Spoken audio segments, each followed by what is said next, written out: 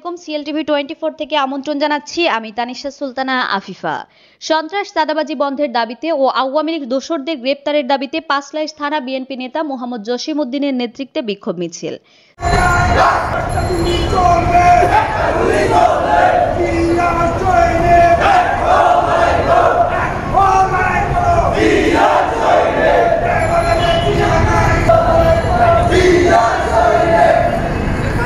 CLTV 24 Panchlaish থানা BNP নেতা মোহাম্মদ জসিমউদ্দিনের নেতৃত্বে সন্ত্রাস চাঁদাবাজি বন্ধের দাবিতে ও আওয়ামী লীগ দোসরদের গ্রেপ্তারের দাবিতে একটি প্রতিবাদী বিক্ষোভ মিছিল অনুষ্ঠিত হয়।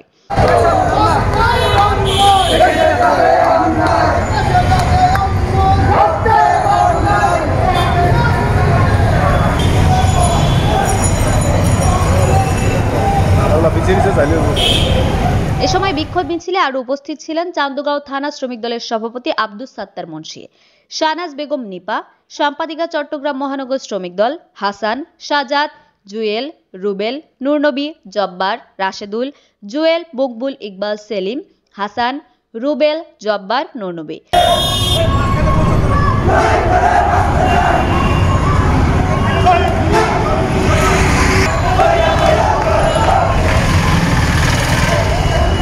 মিছিলটি সড়ক বহর হতে শুরু করে নগরীর বিভিন্ন সড়ক প্রদক্ষিণ করে বহদ্দার হাট এসে শেষ হয়।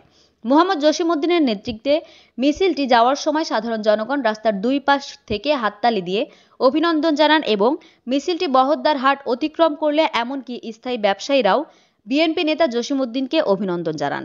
জসিমউদ্দিন বলেন,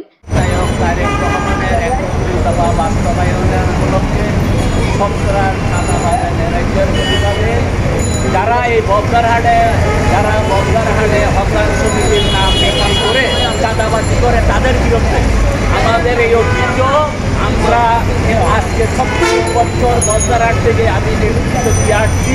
যদি কারা আমাদের ছেলেমেয়েকে কোনো কিছু অন্যায়ভাবে বলে তাদেরকে ছাড় দেব না।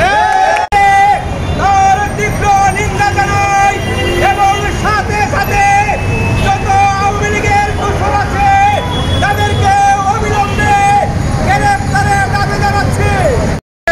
দোষররা এখনো বিভিন্ন জায়গায় চাঁদাবাজি করে বিএনপির উপর দায় চাপাচ্ছে।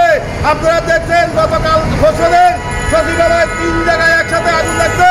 এই আগুন লাগানো সম্পূর্ণ পরিকল্পিতভাবে এই আওয়ামী লীগের দোষরেরা এইভাবে এই হত্যাকাণ্ড সংগঠিত করছে এবং তাদের চট্টগ্রাম 8 আসনের মাটি ও মানুষের নেতা জনাব এরশাদ ভাই চট্টগ্রাম মহানগরের আহ্বায়ক নেতৃত্বে ওনাদের নির্দেশনা আছে কোথাও কোনো চাঁদাবাজি হলে সেখানে রুখে দেওয়া হবে। ছাত্র জনতার গণ অভ্যুত্থানে শেখ হাসিনার পতন হলেও স্বৈরাচারের দোসররা এখনো ঘাপটি মেরে বসে আছে এবং নানা রকম ষড়যন্ত্র করে যাচ্ছে। যারা এদেশের ছাত্র জনতার উপর গণহত্যা চালিয়েছে তাদের এই দেশে রাজনীতি করার কোনো অধিকার নেই। এছাড়া আওয়ামী লীগ হতে অনুপ্রবেশকারী সন্ত্রাসী কার্যকলাপ ও চাঁদাবাজি শুরু করেছে। অবিলম্বে আওয়ামী সন্ত্রাসীদের গ্রেপ্তার করে বিচারের আওতায় আনতে হবে। জসিমউদ্দিন আরও বলেন, বিএনপির ভারপ্রাপ্ত চেয়ারম্যান তারেক রহমানের উপস্থিত রাষ্ট্র কাঠামো মেরামতের 31 দফা ঘোষণা দিয়েছে। জনগণের গণতান্ত্রিক অধিকার পুনঃপ্রতিষ্ঠার লক্ষ্যে সংবিধান কমিশন গঠন, অবাধ, সুষ্ঠু ও নিরপেক্ষ নির্বাচন অনুষ্ঠানের লক্ষ্যে নির্বাচনকালী দল নিরপেক্ষ তত্ত্বাবধায়ক সরকার ব্যবস্থা পুনঃপ্রবর্তন সহ 31 দফা দাবির কথা জনগণের মাঝে তুলে ধরেন তিনি।